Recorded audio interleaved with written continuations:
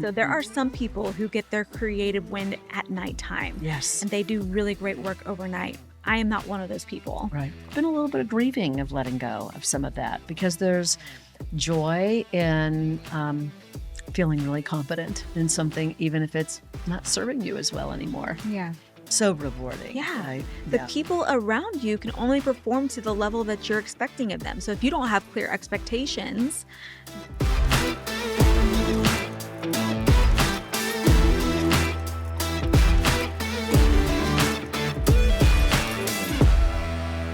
welcome to She Means Millions. You are in for a treat because this is the first ever episode of the podcast where you just get the duo. Yeah. The mother-daughter duo. Yeah. The trifecta. Yes. Instead of the trifecta. The trifecta.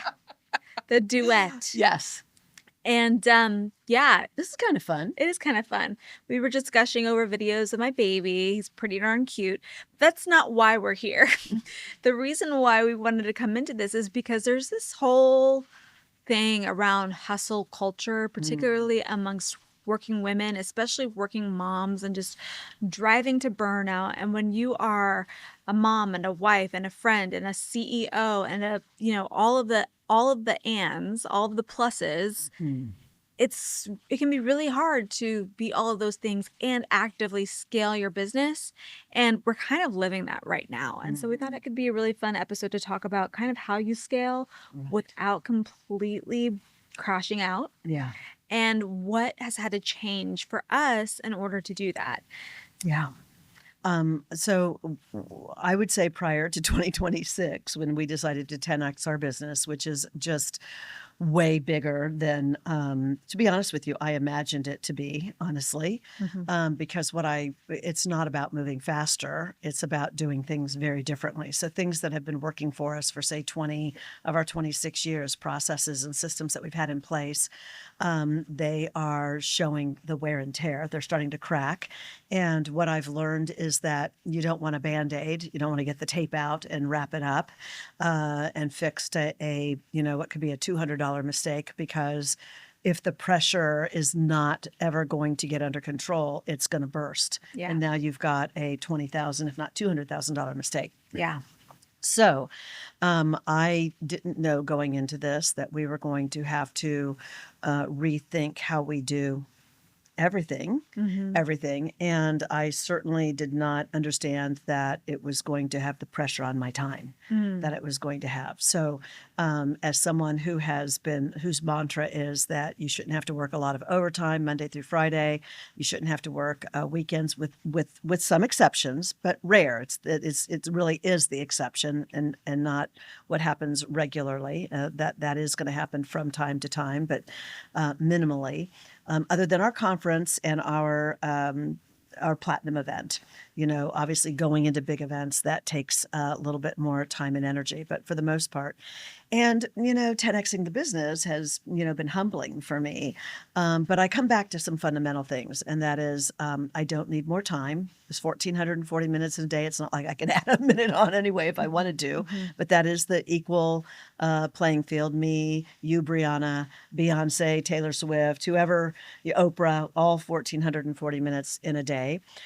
So what I know is I don't need more time. What I need is better priorities. Yeah. And just really getting clear on where I can't insert my time anymore. How does Sandra need to change? How does Brianna need to change? Yeah. Right? What are the things we need to shed and release? Whether we release it forever because it just no longer serves us, or we have to reconfigure the team process that takes us out of it, right? So that things can continue to move. And in some cases, I'm learning to move faster, to be honest with you. I think I've taken myself out of things that have allowed the team to move faster. Yeah. I think I've been the bottleneck. I think I've slowed it down, which has been eye-opening, revealing, and so powerful for me to see. But I also believe that I've got to be very laser focused on noise, not distractions. Good distractions come after the noise. First, you start to get a wince and start to hear things, and then you start to lean in, turn your head, and before you know it, now you're distracted.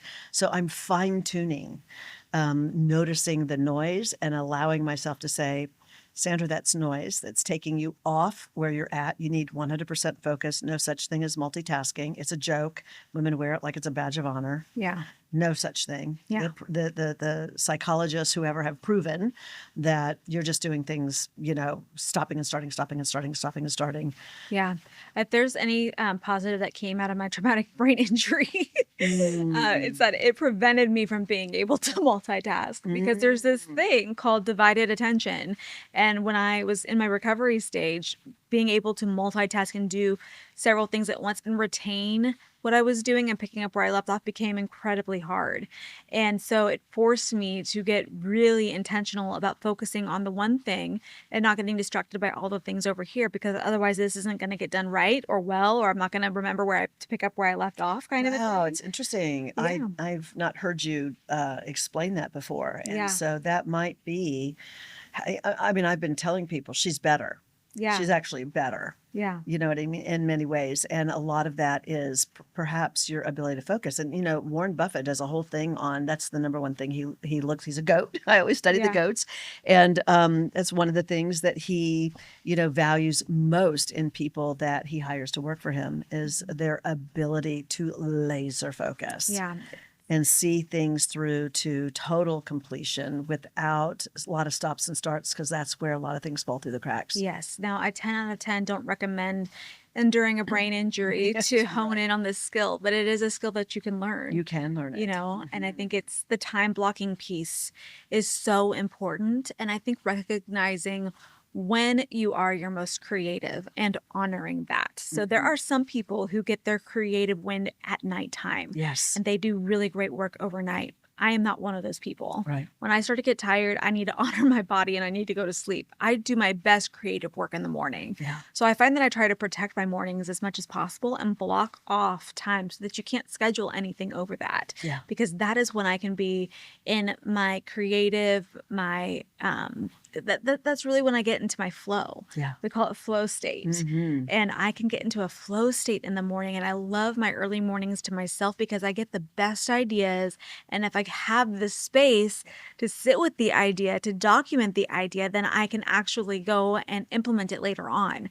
But if you are just immediately jumping into the day and you don't have the time to process that, you can lose it really easily. I think it's really important to know. What's interesting for me is I've changed. I used to be a night owl. Yeah, you did. Yeah, and I'm much more of a morning person. I got up this morning because after we cut the shows today, I'm heading to the airport and I'm speaking to a non-eWomenNetwork audience of about 150 women financial advisors. So I have a custom, keynote for that. And I got up early this morning at 5:30 just to kind of really fine tune my stories, because I think stories are the most important part of anything that you teach. Yeah. It's the anchoring moment of the point that you make. How do you anchor it through a story? Yeah. And I didn't feel like I had that all buttoned down. And before I even got on the plane, I wanted to make sure that even though I have all the content, that I've anchored my stories very intelligently. And last night I was tired and I said, I'm going to get up early. And it was fun to get up, like you said, by yourself. I love it when I spend the night at your house because I tend to get up early with Tatiana so we can just have our time, and start the coffee and have the first cup of coffee while, I'm talking to her and getting her breakfast ready. I've transitioned into a morning person, interestingly enough. So the point of the matter is it can change. And maybe if you don't know which one you are, you try both and then notice what did you call it? Flow? You get into your flow state? Yeah, flow state. Mm-hmm. I love that. Yeah. It's great. I know. Yeah, I think being able to recognize your performance and how you perform the best and honoring that and then building your life around that is so important, especially when it comes to this whole scaling conversation. I did a really fun exercise. I think you should do it too. So I went to AI and I did this dream life exercise. Ooh. Okay. So you just get unapologetic about what is your dream life look like. So we're talking revenue in your business. We're talking the house that you live in, the car that you drive, the way that you spend your day, the ability to, do you have your own, driver? Do you go all in on the absolute biggest dream life? Every facet of it, from your professional to your personal level, and just write it all out. Be more unapologetic about it than you would if you had to say it out loud. Like, it should almost make you, like, if you had to read it to somebody, you would probably cringe. That's how unapologetically big I want you to be with this exercise. And then ask AI, once you've described all of those things, to now describe a day in my life as this person. Yeah. And it will literally create your agenda for your day, and then have it work with you on, okay, this is now how future me performs. This is how future me acts. And how, So it's your moonshot. that's your moonshot. But it's not just where you want to go, but it's how you spend your time. Yeah. And then you can work with it to say, okay, now help me bridge the gap to this. Yeah. Because oftentimes when it comes to scaling, it's really a matter of just showing up as her. You know, I mean, for me, my biggest change that I've noticed in myself professionally through this new version of the company that we're moving into is I used to never like numbers. You know, I used to kind of like, I'm not really good at numbers. I know. You know, and I just kind of accept, like, that's just not my strength. So I'm not going to. Creative. Yeah. I don't do numbers. Yes. kind of And thing. that is a thing with creatives, right? Oh, I'm a creative person. But future me is obsessed with numbers. And so I have just started to adopt the personality that is demanded and required of me to get to the level that I want to be. And now I am obsessed with the numbers. Well, part of it, I think, Brianna, is that the numbers have some relevance. I mean, you're really tracking and fixing and tweaking and, you know, capitalizing on the numbers that we have, you know, to surge. And I think when you think about numbers you learn at school, and they're flat equations that have no basic, you know, meaning to it. If you're going 20 miles an hour carrying, you know, a bushel of, apples, you know, how fast can you really go? And say 2 apples fall off, and, you know, we had 3 peaches, and, you know, just all these crazy kinds of equations that they start having you fix, and it has no real meaning. But now you really, and now that you have like cracked some codes, Well, that's the thing. I have seen you just go all in. Well, on it's numbers. fun now because you can't scale if you don't know what you're scaling to. So you have to know what that number is that you're scaling to, and then you have to know how you're going to get there. So for us, it's just it was literally a numbers game, and it became a matter of saying, okay, well, out of all of these applications that we might get for a managing director every single month, on average, only about 8 managing directors are going to come from that. So or what was it? It was that we need 8 managing directors a month to hit our 10x goal. And before we were doing 4, so we needed to double. Right? Exactly. Yep. And so this is how many applications we need to get in order to meet that. And what you start to realize is like, oh my gosh, scaling a company is actually not that hard if you just know what you're aiming for. Yeah. And it became fun to say, oh my gosh, okay, so this is how many we need a month, then this is how many applications we need, and this is how much it's costing for us to get an application. So how can we bring that cost down? And now I know that number, and so now we can tweak this and tweak that and get that number down, and now we're getting the applications, and now we're getting the MDs, and now this is like, oh my gosh, this is really kind of fun. Yeah. And it's actually not that hard. Right. You just embraced it. Yes. And surrounded yourself with people that you could ask good questions, and you're listening for the education component, and then you know the overall strategy. They're implementers. So now you can bring strategy and help fine-tune and fine-tune and fine-tune. Do you feel like you're drowning in your business? Like you're doing everything and something has to give, but you're afraid it might be you? What if I told you there's a network of over 500,000 women entrepreneurs, all dedicated to supporting each other? A network of women helping women. I'm Sandra Yancey, founder of eWomenNetwork, and I'm inviting you to join us and become a member. eWomenNetwork.com. We can't wait to meet you. Well, it's So interesting too with people and team, you talk about that, is that I've noticed them up level as well, because now I'm so clear on the metric that I need. So now they're more accountable. And I have found that when you come with clarity, the people around you now they know what they're being measured on. Right. And so they've up leveled with us. Yeah, which is so fun and so rewarding. Yeah. Right? The people around you can only perform to the level that you're expecting of them. So if you don't have clear expectations, then they're not clear on what they need to do to perform well for you. Right. And that is the biggest eye opener, I think, for me in getting really granular is being able to identify, like, okay, this is my KPI, my key performance indicator. This is how I'm measuring success. And I need this from you. This is your KPI in order to, because this is how it impacts me, which is how it impacts the vision, which is how it impacts the goal that we're all going to benefit from if we hit it. Exactly. And if you go, the fun part about going really big is that it comes with really big rewards.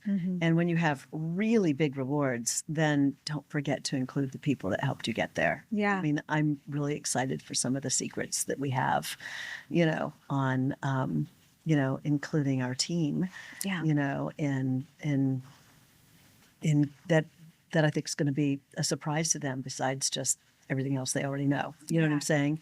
And it's harder when you aim really low. I'd rather I always say, aim really high and maybe miss it a little bit than aim low and nail it. Because when you aim low, it feels safe and it feels like you can accomplish it, but there's often not a lot of wiggle room around that. And it does take money to make money. I mean, it really does. You can't build a business all on your effort, because I think you will run out of time, and you will run out of money. You'll find that there's too much month at the end of the money, and I think you become buried, and overcome in the overwhelm. So that constant thing of, like you said, you talked about kind of shedding the beliefs around that you had around numbers. That's why I loved last year, the year of the snake. I bought snake everything. I bought myself a snake watch. I had a snake necklace. I mean, I had everything because it was a reminder to me that, Sandra, you have to shed in order to grow. That's why the snake sheds its skin, so it can grow. So what is it? I think it's about constantly asking ourselves, what is it that we need to release? What is it that we need to let go of? What is it that we need to actually eliminate in our life? And some things we just need to put a pin in it and just say, not now. I can come back to that later. It's interesting. I love what you were talking about, Brianna, with, asking AI, about if you put in all the things that you really wanted to create. So a couple of weeks ago, our director of international chapter expansion and operational excellence, Debbie Page, she said to me, her husband was out of town, and she said, hey, we got to talking about how we both love flowers. And we started talking about the Arboretum and how you got married at the Arboretum. And she said, oh, they're having a big, event going on. Would you be open to going? I said, I would love to go.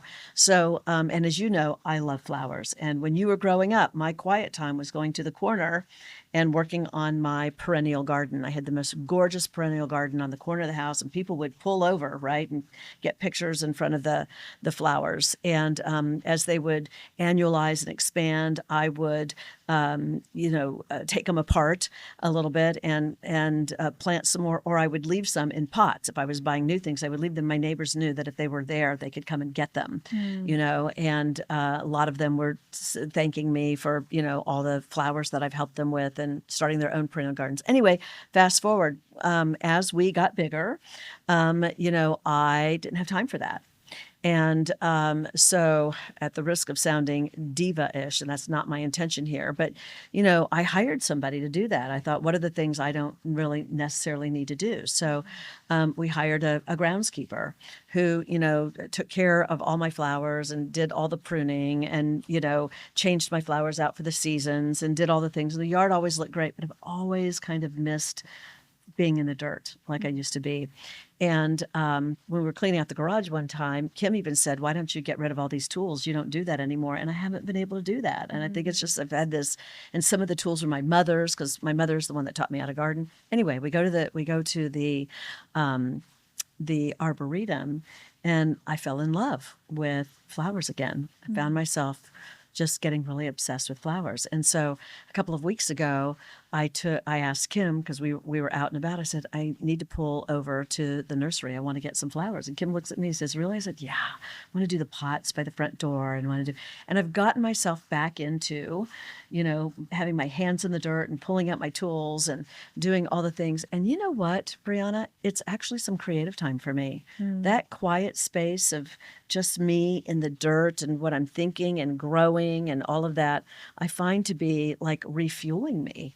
It's a way to just give me joy, and that joy changes my disposition, changes the way in which not only I see my house, but I see myself, and I see possibilities, and my own little creative. I don't do a lot overly creative because I'm so operational focused that it gives me some of that space and time too. And it's funny that you mentioned this thing about, using AI to craft, put in what you want and have it kind of give you some ideas of how to factor that in. I'm going to do that on the plane because I've told Kim, I want to make my Saturday mornings, my get up, my coffee, walk the dog. Kim and I usually take the dog on a walk together every Saturday morning.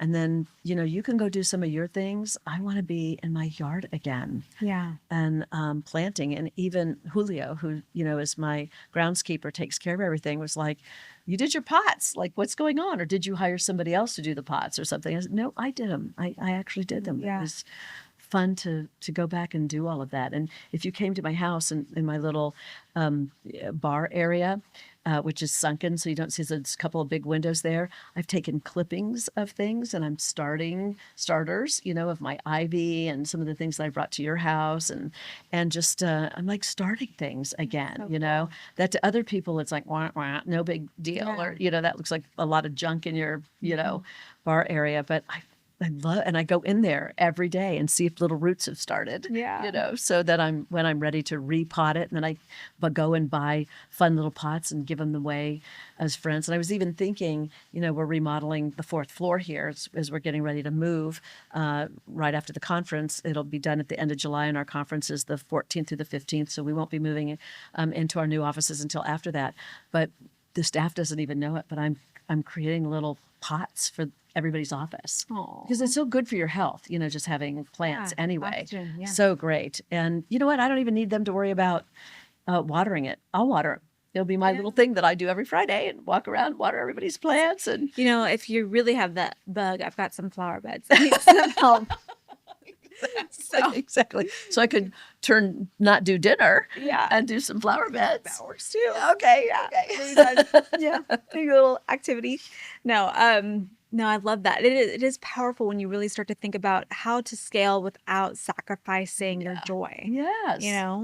Even in the midst of this growth, it's been really rewarding to see, we're actually not working that much harder. It doesn't feel like it. I feel like I'm thinking way differently though. Yes. And that's hard for me because it's forcing me to not rely on old patterns and data, and this is the way we've always done things. But so there's the thought hard thinking, but success is hard, and so is being broke, and so is not growing, and so is not surviving your business. So got to pick your heart. I feel like we're retraining your brain, a little bit. And anytime you're training something new, it's hard at first until it starts to become more second nature. And I feel like we're kind of I feel like I'm starting to hit my stride with that a little bit, because it does demand you to think differently, but that doesn't come at the expense of having to hustle more. In fact, there's been more that I feel like you've had to give up, like you said, to not become the bottleneck of things. In fact, I have my 7 things in my phone, and I read it every morning before I come into the office, because it really helps me. You should share that. Get in my thing. It's in my phone, which is under my thigh over here. And then I often read them at night as a way to say, how did I do? Kind of a plan, do, review. You start out, you plan your day. Here's what I'm not going to do. And then the day happens, and then it's a review at the end of the day, and it's a good checkpoint for me. And so there are 7 of them. Did we share them all? Yeah. Share them all? I Okay. think you should. So the first one is that I will never be the bottleneck for decisions that don't require my genius. And, that's what I was saying earlier. I'm just kind of getting out of I'm asking myself, do I really need to be here? Yeah. Right. Trusting that the team's got this and they don't need me.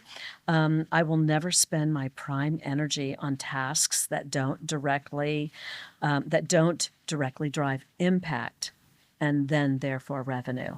So focusing on impact has been really important. Like, what kind of impact are we trying to have? And when we focus on the things that impact our customers, our current customers, and prospects, people that are considering joining us, the revenue takes care of itself, ironically enough. That doesn't mean that you don't have to watch the numbers, but it's what drives the numbers. And when I focus on impact, and that's what we're doing, the revenue is taking care of itself. I will never say yes to opportunities that dilute our brand or attract the wrong audience. And I think we've learned some real valuable lessons on things that take a lot of energy and time with people that maybe don't share our same values, or customers that don't appreciate, all the extra miles that we're going through, and just realizing that we should probably maybe never taken that client on to begin with, or that partnership to begin with, because undoing is a total time suck too. Right? Then I will never avoid hard decisions just because they affect people I care about. Hashtag LBM, right? We call it hashtag a light bulb moment. It's hard. It's hard because I really do care about the people that I surround myself with, but everybody's got to be on the 10X journey, or someone is holding us back. Someone's like, remember when we went dog sledding through the Canadian glaciers, and when they want the dogs to stop, they drop this anchor. Yeah, it's like a blade, right, that goes into the snow and slows them down. And that's what happens when you don't have everybody on board. And so it's not that they're wrong. It's not that they're bad people. It's just that they don't share the journey. And then maybe that means that maybe it's time to separate. And that's hard for me because I tend to get emotionally connected and care about everybody. I will never operate without clear metrics for what success actually looks like.